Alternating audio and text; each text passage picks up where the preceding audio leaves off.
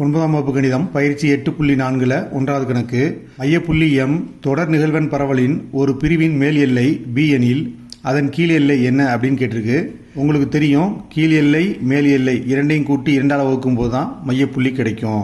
இங்கே கீழ் எல்லை கொடுக்கல, அதை நம்ம எக்ஸ்னு வச்சுக்கிறோம். மேல் எல்லை பின்னு கொடுத்தாச்சு. இப்போ இது ரெண்டையும் கூட்டி 2ஆல் வகுக்கும் போது தான் நமக்கு மையம் M கிடைக்கும். இப்போ நம்ம வகுத்தில் உள்ள 2 அந்த சைடு கொண்டு போகும்போது பெருக்கலாக மாறுது 2M. இந்த ப்ளஸ் பியை அந்த சைடு கொண்டு போகும்போது மைனஸ் பியாக மாறுது. அப்போ கீழ் எல்லை எக்ஸின் மதிப்பு 2M - B. அப்போ விடை ஆப்ஷன் 1. அடுத்து 2வது கேள்வி. 7 மதிப்பெண்களின் சராசரி 81. அவற்றில் ஒரு மதிப்பு நீக்கப்படும் போது மற்ற மதிப்புகளின் சராசரி 78ஆக அமைகிறது எனில் நீக்கப்பட்ட மதிப்பு எவ்வளவுன்னு கேட்டிருக்கு. அப்போ உங்களுக்கு தெரியும், சராசரி கண்டுபிடிக்கிறதுக்கான ஃபார்முலா σx/n. இதை பயன்படுத்தி விடையை கண்டுபிடிச்சிட்டாங்க 81. எண்ணிக்கை 7ன்னு கொடுத்துருக்கு. அப்போ எண்ணுக்கு பதிலாக 7 அப்படின்னு எழுதுறேன். இப்போ இந்த எக்ஸின் கூடுதல் கண்டுபிடிக்கிறதுக்காக 7 அந்த சைடு எடுத்துகிட்டு போகும்போது பெருக்கலாம் மாறுது. 81 × 7 567. இதை ஈக்குவேஷன் 1 அப்படின்ட்டு வச்சுக்கணும். ஒரு மதிப்பு நீக்கப்படுது, அப்போ அந்த மதிப்பை ஏன்னு வச்சுக்கலாம். அப்போ நீக்கப்படுதுன்னா கழிக்கிறாங்க, அந்த கூடுதலிருந்து ஒரு மதிப்பை கழிக்கிறாங்க. கழிச்சிட்டா நமக்கு எண்ணிக்கை 6 தான் வருது. அப்போ கழிச்சது போக மீதமுள்ள மதிப்புகளுக்கு சராசரி பார்க்கறதுனால அதை நம்ம 6ஆல் வகுக்கணும். இப்போ வகுத்தில் உள்ள 6 அந்த சைடு போகும்போது பெருக்கலாம் மாறுது. 78ஐயும் 6ஐயும் பெருக்கும்போது 468. இப்போ நம்ம இந்த 2 சமன்பாடுகளையும் கழிக்கும்போது இந்த மைனஸை உள்ளே பெருக்குவோம். அப்போ -σx -× +a. இப்போ +σxும் -σxும் கேன்சல் ஆயிடுது. இந்த சைடு 567ல் 468 கழிச்சா 99. அப்போ விடை ஆப்ஷன் 3. அடுத்து 3வது கேள்வி. ஒரு தரவில் அதிக முறை இடம்பெற்றுள்ள உறுப்பின் மதிப்பு உங்களுக்கு தெரியும், முகடு. அப்போ விடை ஆப்ஷன் 3. அடுத்து 4வது கேள்வி. பின்வரும் எண் தொகுதிகளில் சராசரி, இடைநிலை மற்றும் முகடு ஒரே மதிப்பாக அமையும் தொகுதி எது அப்படின்னு கேட்டிருக்கு. அப்போ ஒவ்வொரு ஆப்ஷனையும் நம்ம செக் பண்ணி பார்க்கும்போது 2வது ஆப்ஷனில் பார்த்தீங்கன்னா முகடு 3, இடைநிலை 3, சராசரியும் 3 வருது. அப்போ விடை ஆப்ஷன் 2. அடுத்து 5வது கேள்வி.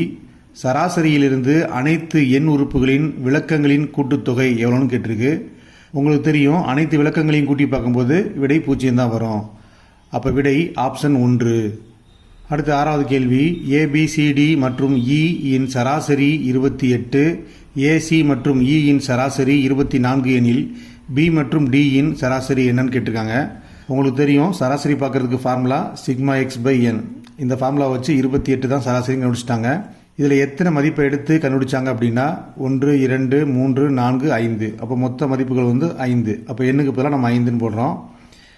இப்போ வகுத்தில் உள்ள 5 அந்த சைடு கொண்டு போகும்போது பெருக்கலாம் வருது. 28 × 5 140. இதை சமன்பாடு 1 அப்படின்னு வச்சுக்கணும். அடுத்து நீங்கள் கவனிச்சிங்கன்னா ACE இந்த 3 மதிப்புக்கு மட்டும் சராசரி கண்டுபிடிச்சிருக்காங்க, அது 24. அப்போ எந்த 2 மதிப்பை அவங்க கணக்கிடலை அப்படின்னா BAயும் DAயும். அப்போ இந்த கூடுதலிருந்து BDயை நம்ம கழிச்சுக்க போகிறோம். அப்போ BAயும் DAயும் கழிச்சிட்டா அப்போ நமக்கு மிச்சம் 3 உறுப்பு இருக்குது.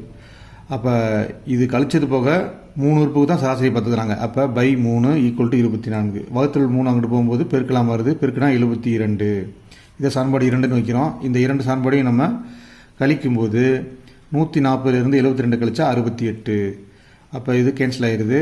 அப்போ நமக்கு B + D = 68ன்னு கிடைக்குது. அப்போ B + Dங்கிறது 2 உறுப்புகளின் கூடுதல் தான். அப்போ 2 உறுப்பையும் 2ஆல் வகுத்தா தான் நமக்கு சராசரி கிடைக்கும். இந்த 2 உறுப்புகளின் சராசரி அதுதான் அந்த கேள்வியாக இருக்குது. B மற்றும் D இன் சராசரி. அப்போ 2 பக்கமும் நம்ம 2ஆல் வகுக்க போகிறோம். இதையும் 2ஆல் வகுக்கிறோம், இதையும் 2ஆல் வகுக்கிறோம். இப்போ இதுக்கான சராசரி 34. அப்போ விடை ஆப்ஷன் 4. அடுத்து 7வது கேள்வி. x, x + 2, x + 4, x + 6, x + 8 என்ற தரவின் சராசரி 11 எனில் முதல் 3 தரவுகளின் கூட்டு சராசரி என்ன அப்படின்னு கேட்டிருக்கு. ஃபஸ்ட்டு நம்ம இந்த தரவுகளை பூரா கூட்டி அது எத்தனை தரவு கொடுத்துருந்ததோ அதால் வகுத்து சராசரி கண்டுபிடிக்கலாம். அப்போ இந்த தரவுகளை பூரா கூட்டினா 5x + 20 வருது. அப்போ மொத்த தரவு 5. அப்போ நமக்கு விடை 11 அப்படின்னு கொடுத்துட்டாங்க. அப்போ இதுக்கு சராசரி பார்த்தா விடை 11. இதிலிருந்து நம்ம எக்ஸின் மதிப்பை கண்டுபிடிக்க முடியும். வகுத்தல் 5 அந்த சைடு போகும்போது பெருக்கலாம் மாறுது. பெருக்குனா 55. இந்த +20 அந்த சைடு போகும்போது -20 மாறுது. கழிச்சா 35. இந்த பெருக்கல் 5 அந்த சைடு போகும்போது வகுத்தல் 5 மாறுது. அப்போ 4×5 7×5 35. அப்போ x = 7 அப்படின்னு கிடைக்குது. இப்போ என்ன கேள்வி அப்படின்னா முதல் 3 தரவுகளின் கூட்டு சராசரி. அப்போ முதல் 3 தரவுகளை கூட்டலாம். எக்ஸு எக்ஸு எக்ஸு அப்போ கூட்டினா 3x, 2 4 கூட்டினா 6. இப்போ நம்ம எக்ஸுக்கு பதிலாக 7 அப்படிங்கிற மதிப்பை பிரதிக்கிட்டோம் அப்படின்னா 3 21, 21 6 கூட்டினா 27. இப்போ நம்ம வகுத்தரலாம். 1 3 3, 9 3 27. அப்போ விடை ஆப்ஷன் 1. அடுத்து 8வது கேள்வி. 5, 9, x, 17 மற்றும் 21 சராசரியானது 13 எனில் எக்ஸின் மதிப்பு என்னன்னு கேட்டிருக்கு. அப்போ நம்ம அனைத்து தரவுகளையும் கூட்டி எத்தனை தரவு கொடுத்துருந்ததோ அதால் வகுக்கிறோம். 5 தரவு, அப்போ 5ஆல் வகுக்கிறோம். வகுத்தா விடை அவங்களே கொடுத்துட்டாங்க 13 அப்படின்ட்டு. அப்போ எண்களை புறம் கூட்டினா 52.